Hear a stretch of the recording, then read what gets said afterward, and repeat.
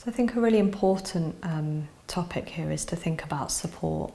So when someone's going through a really difficult fertility journey, they're going through fertility treatment and or they're experiencing loss or multiple losses, I think often we want to do something to help someone or to make it better. And sometimes we can't. Sometimes we are literally powerless to do anything to change that situation or to remove it. But the thing we can do is to be there for someone. And we know that the better supported someone feels, the more access to support they have, the more likely they are to be able to cope with the difficult emotions that are being evoked, the more resilient other people might see them to be. But often it's really hard to know how to support someone, what are the things we should say or shouldn't say, what would help.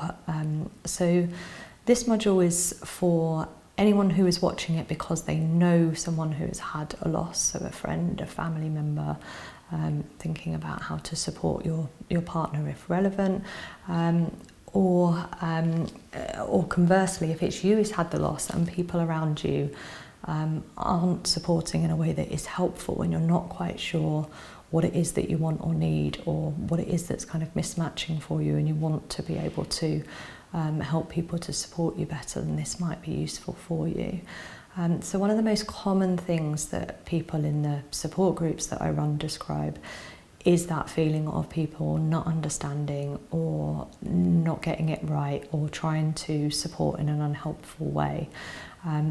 Now by this I mean things like people avoiding the subject completely because they're afraid to talk about it because they might upset the person if they kind of remind them that they are childless when they want to have a baby or that their baby has died who was kind of much loved and much wanted. So lots of people kind of avoid it and think, well, I just won't mention it or talk about it because I don't want to upset them. And you know, if you're an employer watching this, you know, time and time again I hear people saying to me, oh, you know, I didn't realise at the time, but my manager told people to leave me alone while I kind of while I grieve. And for the individual who was left alone, what they experienced is work colleagues who've known and worked with them for absolutely years just didn't even ask if they were okay or reach out or and felt very much kind of abandoned and isolated and like people didn't care. So I think the first thing is to try and reach out and to check whether the person wants, you know, some support or you know, if there's something you can do to help rather than just avoiding it. And it might be that that person says, actually, I just need time, and that's fine. If that's what they've kind of asked or expressed, then that's okay. But if you're a person who's just assuming that, and I hear this even from kind of healthcare professionals, they might tell someone, I'm really sorry that that round of IVF hasn't worked, or I'm really sorry that your baby has passed and we can't find a heartbeat, and then, oh, we'll give you some time and leave the room, or, you know, kind of that time and space isn't always helpful, and it will be, you know, the individual might interpret it hopefully they might not. So it's worth kind of checking with them, you know, is there anything you need right now? Would you rather me stay or would you rather me go? Or, you know, texting someone and say I'm around if you need to. Conversely, I think it's important though not to put pressure on people. You know, you don't want hundreds of people texting people, and for the individual who's you know, experiencing that difficult event or that loss to feel a pressure to respond to everyone. So I think it's about letting people know you're there, but there's no pressure to reply if you don't want to, or you know, kind of reply as and when is helpful for them. I think along a similar lines is including people. So if you're going out as a group of friends and you would normally invite the person who is experiencing that difficult fertility journey or that loss, if you would normally invite them along, still invite them.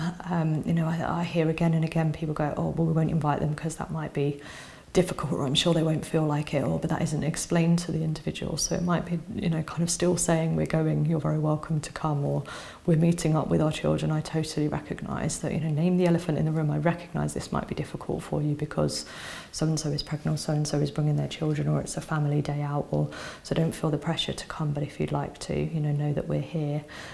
So I think, you know, naming the elephant in the room and being inclusive is really, really important, and giving people the option to reach out for support or know that you're there if needed.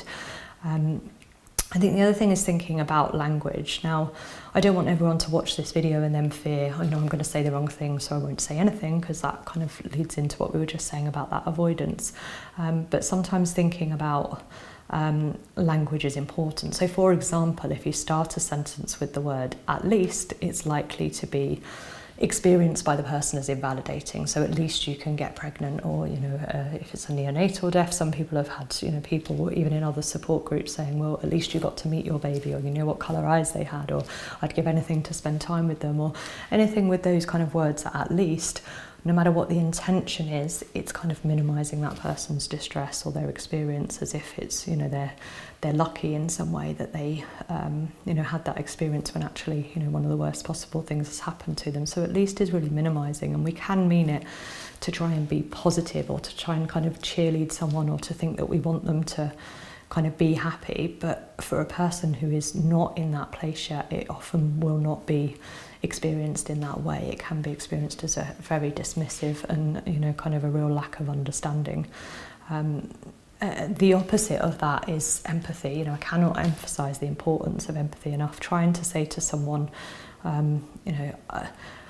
I understand how that might feel, or even acknowledging, I don't understand how that feels, but I'd like, I'm here if you want to talk about it, or would you like to explain, or how are you at the moment? Or lots of people who've lost a baby say to me, nobody asks about my birth experience, or no one asks about my baby, no one says their name, whereas people would be horrified if they had a baby who was born here alive and no one ever asked kind of how they are or how they're doing, or kind of mentions them. And they don't want, bereaved parents don't want their child to be a kind of dirty secret, or a name that no one says, or something that people don't kind of refer to, or don't put pictures up, or people are still want to talk about their baby or share experiences of their baby, or with the right people. So I think empathizing or encouraging people to say, if it would be helpful to talk about, then kind of I'm here for you, or even just the simple act of mentioning their name, or kind of acknowledging, oh, today must be difficult, I can imagine you're wishing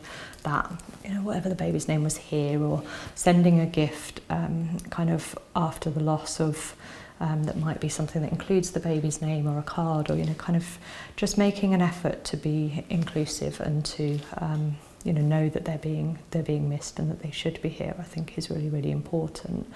The other thing is, and I suppose goes along with that kind of cheerleading, lots of people find that, especially over time, and often parents can do this, or lots of bereaved parents say to me that their parents kind of try to encourage them to get to a happy place, or notice kind of positive shifts in someone that can feel quite dismissive. So like, oh, why don't you go and play tennis? You used to love playing tennis, for example. Or, oh, you don't seem as unhappy today. That's good that you're kind of feeling better, or getting over it, or your grief isn't as strong.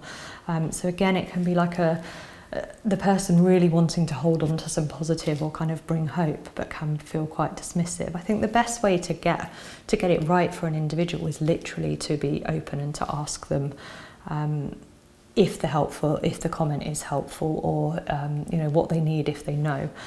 So someone might not know what they need, but they might know if a comment jars. You might be able to see through their body language, or through what they said, or their response, that they seem a bit defensive or taken back, or then obviously that's not kind of helpful. And even just acknowledging, oh, I feel like I said the wrong thing there, or I'm sorry if that upset you, I think those things can be really helpful, so that the individual knows that it's not that you intended to get it wrong, or it's not that you're trying to be dismissive. So yeah, in supporting the individual, trying to empathise, and there's a really lovely video, I'll share a link of it, that a really lovely video by Brené Brown. It talks about the difference between empathy and sympathy, and this comes up so much in the support groups from bereaved parents, or people going through difficult fertility journeys say to me that people provide sympathy and kind of pity, or feeling sorry for you, and like, oh, that must be really difficult what you've experienced, but kind of from a distance, in a way that can feel quite unhelpful, or patronising, or kind of difficult.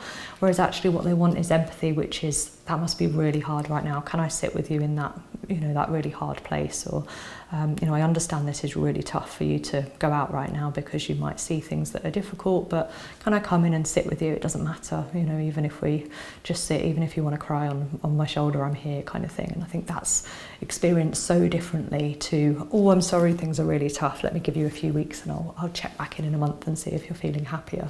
It's kind of a very different experience to the individual. So if you're watching this as an employer, I guess it's similar thing, thinking about what can you do to help that person who might be on leave right now, whether they're on sick leave, bereavement leave, maternity leave, kind of following the loss or unsuccessful kind of fertility treatment. What might they need? So asking them, do you want me to tell the team for you? Do you want me to change the out of office? Do you not want people to know at the moment? What can I do that would make this process easier for you if you kind of know it? Or how can I make that transition back to work easier for you when you kind of coming back to work? So again, there's a separate module kind of more on that transition back to work that will give more tips with that. But as an employer, you don't need to be a therapist, or you're not providing the counselling or the therapy, you're just being mindful of how supportive you are and asking them what you can do to help. And that might be something, it might not. It might be that you kind of help them to find the right support, or you sign up to membership for them, you access you give them access to private healthcare that would give them the right support.